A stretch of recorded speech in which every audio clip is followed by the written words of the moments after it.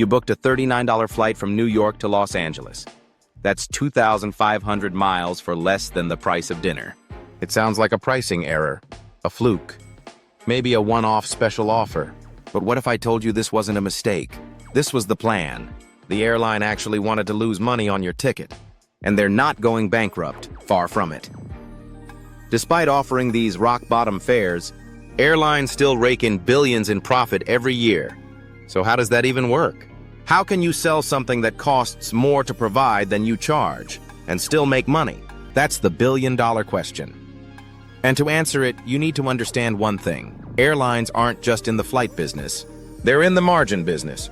Every time you fly, you're stepping into a finely tuned economic engine, one that's been tested, overhauled, optimized, and ruthlessly engineered over decades. Airlines have turned what looks like a broken business model into a money-printing machine. But it's not obvious from the outside. The key to their success lies in loss leaders, data algorithms, upsells, and something most people completely underestimate: the power of loyalty. Let's start with a hard truth. Most airlines lose money on their average passenger. It's not a rumor, it's a fact.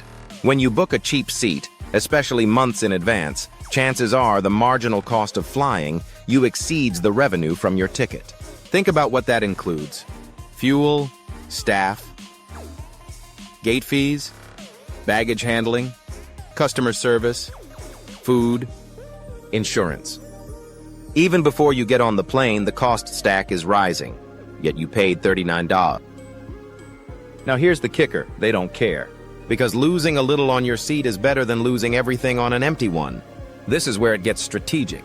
Airlines operate on something called load factor, the percentage of available seats they manage to sell. A few empty seats per flight can kill profitability, so it's better to sell cheap than not sell at all. That's why airlines use dynamic pricing models, sophisticated algorithms that adjust prices in real time based on demand, supply, time, and booking behavior. Your $39 ticket is part of a broader model designed to optimize total revenue, not per-ticket profit. This is what economists call price discrimination, the ability to charge different prices for the same product based on how much each customer is willing to pay. Business travelers booking last minute? They pay $600 for the same seat. Vacationers booking early? $39. Both are flying the same distance in the same chair. But to the airline, one is profit and the other is occupancy insurance. Because without the $39 filler seats, the $600 ones don't cover the flight. So what's really happening here? Airlines are selling flights at a loss, but they're doing it selectively. They're using cheap fares to fill up the plane to ensure they reach critical load factors. Once that base is covered, every additional dollar from business fares, upgrades, checked bags, and seat selections becomes pure margin. And that's when the engine really starts humming. Now let's talk about the real money. Because tickets, they're just the bait. The real revenue is in ancillary services. In 2023, global airlines made over $100 billion from non-ticket items. That's checked bags, seat upgrades, food, Wi-Fi, priority boarding. These aren't extras, they're core revenue streams. For some budget carriers like Spirit or Ryanair, these upsells make up more than 40% of total income. They sell the flight at a loss, then sell everything else at a premium. It's the same model used by casinos. Give you free drinks, free food, maybe even a free room. Because they know they'll make it back on the blackjack table. Airlines are no different. They draw you in with a too-good-to-be-true fare, then monetize the experience. $20 bag, $30 seat, $12 sandwich. It all adds up. But even that's just scratching the surface. Because the most profitable part of many airline businesses isn't even on the plane. It's in the cargo hold. Commercial flights don't just carry passengers, they carry packages, freight, and express deliveries.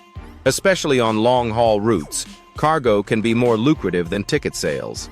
And since the plane's already going, that cargo is riding almost free. Think of it like Uber pooling with FedEx. You're the passenger, but the real money's coming from the box under your feet. And then there's the ultimate profit machine, frequent flyer programs. You might think these are just marketing gimmicks, free flights in exchange for loyalty. But in reality, they're billion-dollar businesses on their own. American Airlines Advantage program is estimated to be worth more than the airline itself. Why? Because it's not just a rewards program. It's a financial ecosystem. Credit card companies buy miles from airlines in bulk, then use them as incentives. That means airlines make huge guaranteed profits just for issuing miles. Zero fuel, zero planes, zero pilots, just margin. These loyalty programs are so profitable that during the COVID crisis, some airlines used them as collateral to secure multi-billion-dollar loans. That's right. When the flight stopped, the miles kept flying, and Wall Street loves them. Behind all this is a terrifyingly efficient data system.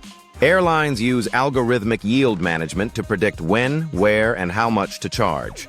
They run simulations using past purchase behavior, seasonal trends, macroeconomic factors, and real-time searches. It's not guesswork, it's machine learning.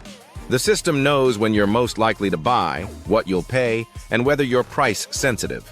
They know your browser, your zip code, whether you clicked from Google or an email, and they price accordingly. That's why ticket prices can jump within hours or even minutes.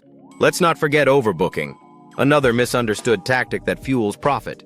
Airlines know that a percentage of passengers will miss their flights, so they sell more tickets than there are seats. When it works, it's pure profit. When it doesn't, they offer vouchers to volunteers. Either way, it's cheaper than flying with empty chairs. It's controversial, but it's rational. Airlines use predictive modeling to calculate the sweet spot, how much overbooking they can do without triggering a meltdown. So, when you zoom out, here's what's really happening. Airlines operate a business where the front end looks unprofitable, but the back end is designed to scale profitably through hidden revenue streams, financial engineering, and relentless optimization. They aren't selling you a seat. They're selling you a journey of transactions. Even government subsidies and airport incentives play a role. Airlines often receive subsidies to operate certain routes or maintain minimum levels of service. In many countries, airports pay airlines, not the other way around, to keep routes open. That means sometimes airlines are paid to fly. Even if the passengers aren't profitable, the route might be. And in the background, fuel hedging, aircraft leasing, and debt restructuring all play into their margins.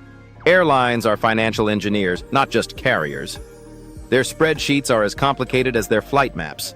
So the next time you see a $29 flight, don't assume the airline is desperate. They're not giving up, they're cashing in. You're just one piece of a very large, very clever system. One where losing money on you is the first step toward making billions. Because in the airline industry, every loss is calculated, every deal is strategic, and every flight is an opportunity to win somewhere else. You don't see the balance sheet when you board the plane. But behind that seat, a machine is running, bold, brutal, and brilliant. Welcome aboard. Airlines aren't losing money. They're just losing it on purpose in all the right places. Because in this game, it's not about what they charge, it's about what they capture. And when the math is done right, losing a little is the fastest way to win big. Now, if you thought that was wild, wait until you see how Temu is losing over $1 billion a year on purpose. Like, comment, share, and subscribe.